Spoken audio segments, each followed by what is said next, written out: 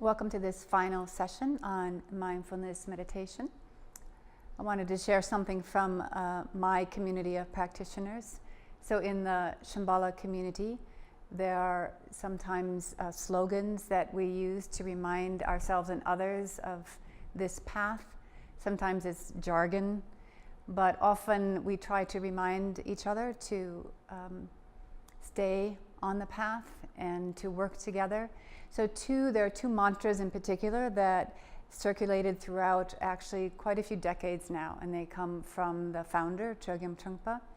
And so these two mantras, they're not esoteric, they're not in a foreign language, they're things he said over and over again. And so when a teacher says something over and over again, you usually remember it. And so the two mantras I wanted to introduce were, "You can do it," which he often said in a kind of high falsetto voice. "You can do it," and "cheer up." And so the first one, "you can do it," is really helpful, I think, because just trying to work with your own situation and try to become more sane and gentle and kind to yourself and others, sometimes it's easy to get discouraged. And then if we talk about relationships, it's very easy to get discouraged because there's, rough waters sometimes. And sometimes things feel impossible. So "you can do it" is helpful. You can do it. And the way he said it was not, with any hesitation or doubt. We can do it. And the other one, "cheer up," is also interesting because it's an unqualified cheerfulness that he would talk about. In other words, we don't have to wait for the conditions to be a certain way. We could just cheer up on the spot for no reason. It's just a kind of a flip. It's like you just switch your allegiance from feeling buried and in the dungeon of your neurosis to cheering up. And that it doesn't really require any thought. You could just be this mantra, cheer up. So I thought I'd add that to our meditation today. Not that you need to use these mantras. We'll basically move through sitting as we have the last two sessions. But I wanted to give those gifts to you. So please prepare yourself and just adopt the posture of meditation.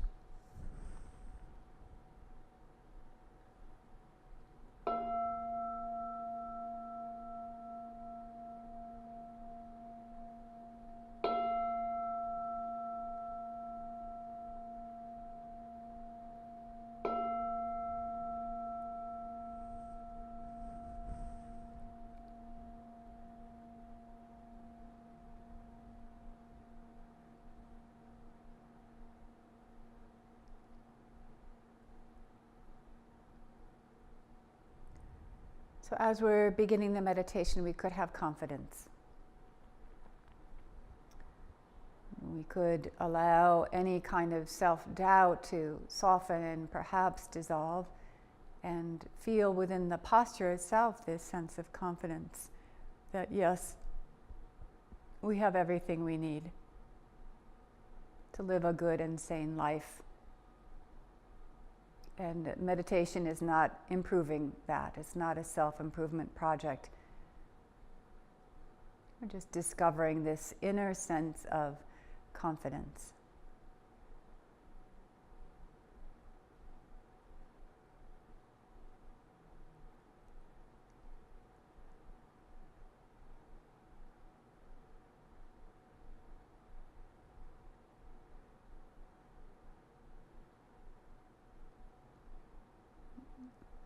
And with perhaps a sense of joy in the discipline of training and taming the mind, we begin placing the attention on the breath. Just really feeling the posture as a breathing posture.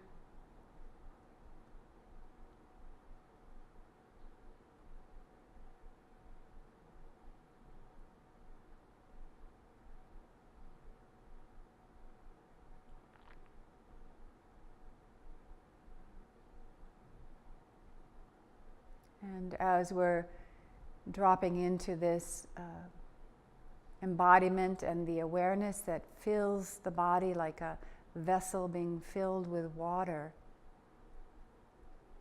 we begin to feel all those tones of life.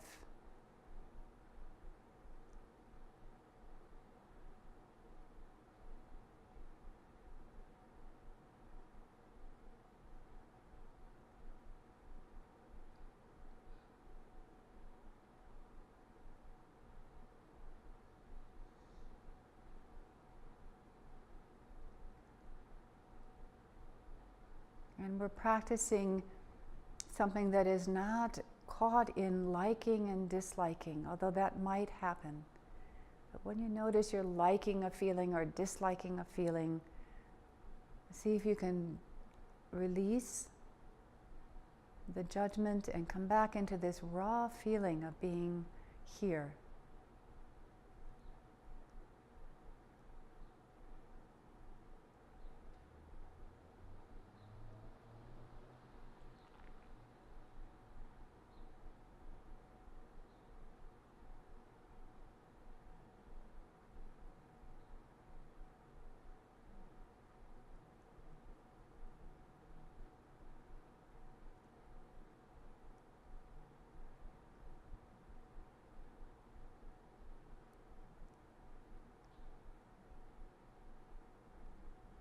And as you're here, you also notice the mind itself in terms of its activity, this natural activity called thoughts and thinking. So remember, we're not trying to push it away and we're not trying to overly domesticate the mind. We're seeing if we can just notice, touch, and maybe put a little more emphasis on letting go. Letting go into the body and into the breathing.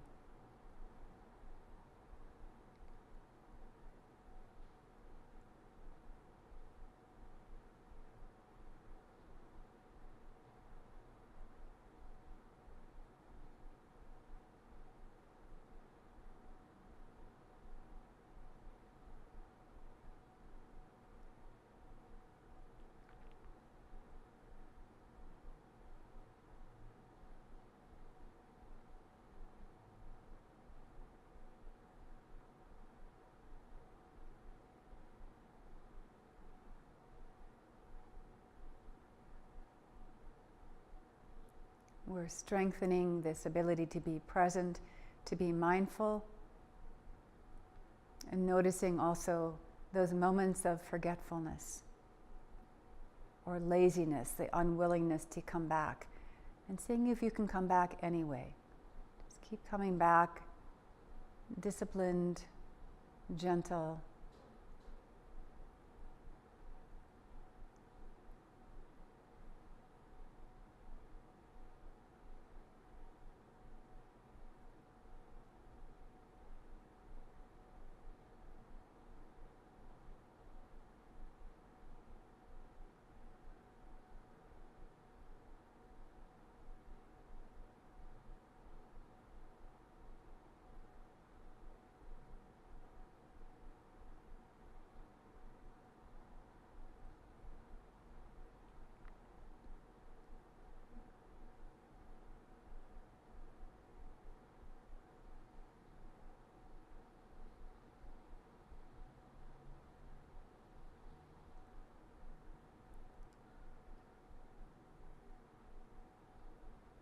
And coming back to this feeling of confidence and perhaps love, just feeling it here through simply being present and awake to your experience.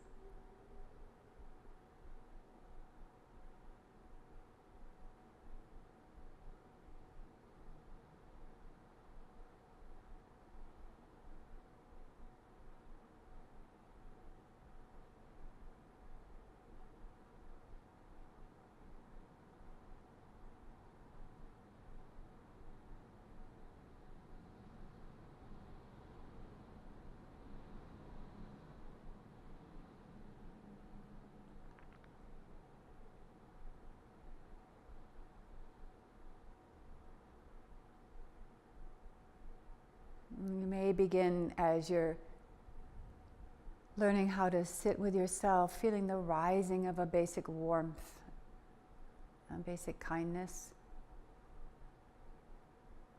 And so please remember, as you proceed through your life, that what you feel now is basically good. And what you feel in all your moments is from this deepest principle of humanity, which is fundamental goodness and wholeness. So there's many reasons we could cheer up.